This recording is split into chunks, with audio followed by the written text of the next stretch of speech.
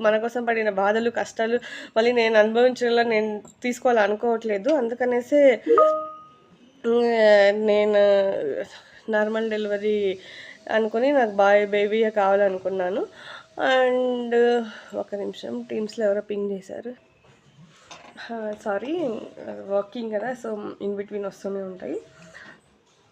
Apart for that normal delivery వల్ల uses ఏంటంటే మెయిన్‌గా నాలాంటోళ్ళు ఫుడ్ ఈజీగా తినేయొచ్చు. ఐ మీన్ టు సే త్వరగా డెలివరీ అయిన ఒక 1 అవర్‌కే తినేయొచ్చు. It's not a problem. And water సఫిషియెంట్‌గా తాగొచ్చు.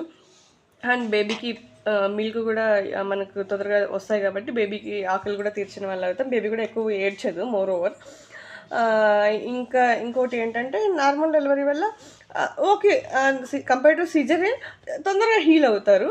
బట్ కాంప్లికేషన్స్ ఏంటంటే అదే అక్కడ సెన్సిటివ్ ప్లేస్‌లో స్టిచెస్ పడతాయి కదా! అవి కొంతమందికి ఈజీగా క్యూర్ అయితాయి. కొంతమందికి త్వరగా క్యూర్ అవ్వవు. అది సీప్ పట్టడం, మళ్ళీ హాస్పిటల్‌కెళ్ళడం, మళ్ళీ కుట్లేయడం ఇలా జరుగుతూ ఉంటుంది.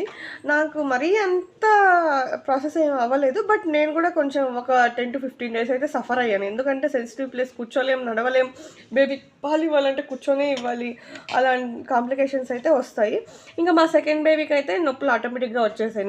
అదే సెకండ్ డెలివరీకైతే నాకు పెయిన్స్ ఆటోమేటిక్‌గా వచ్చేసాయి. నేను ఇక్కడ బెంగుళూరులోనే బాప్టిస్ట్ హాస్పిటల్‌లో చూయించుకునేదాన్ని. ఇంకా ఇంకా నాకు ఆల్మోస్ట్ ఒక 20 డేస్ ఉంది డెలివరీ డేట్‌కి. అప్పటికంటే ముందే వచ్చేసాయి పెయిన్స్. అసలు అనుకోలేదనమాట. ముందు రోజే కొంచెం వచ్చాయి. ఇంక ఫస్ట్ నార్మల్ డెలివరీ అప్పుడు పెయిన్స్ వచ్చాయి కదా! అలాగేనేమో ఇవి కూడా ఫాల్స్ పెయిన్స్ ఏమో అనుకున్నా. ఉమ్మినీరు అట్లా ఏం లీక్ అవ్వలేదు. అందుకనేసి నేనేం టెన్షన్ పడలేదు. ఒకేలే ఇట్లా ఇంకా నా డెలివరీ టైం దగ్గరకొస్తుంది కాబట్టి అలానేమో అనుకున్నా. End of the day night కొంచెం మిడ్‌నైట్ ఒక 1కి చాలా ఎక్కువైంది. ఇంకా ఆ టైంలో ఇంట్లో వాళ్ళని ఎందుకంటే నా బేబీ గూడా అది మా పెద్ద అబ్బాయి గూడా ఉన్నాడు కదా!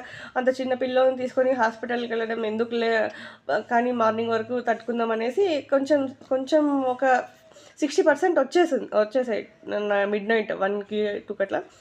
అలాగే ఓపిక పట్టుకొని ఇంకా 5కి అసలు అవ్వలేదనమాట. ఇంక నేను మా హస్బెండ్‌కి లేపి చెప్పాను. మా అత్తయ్య గూడా ఉండింది అప్పుడు ఇంట్లో.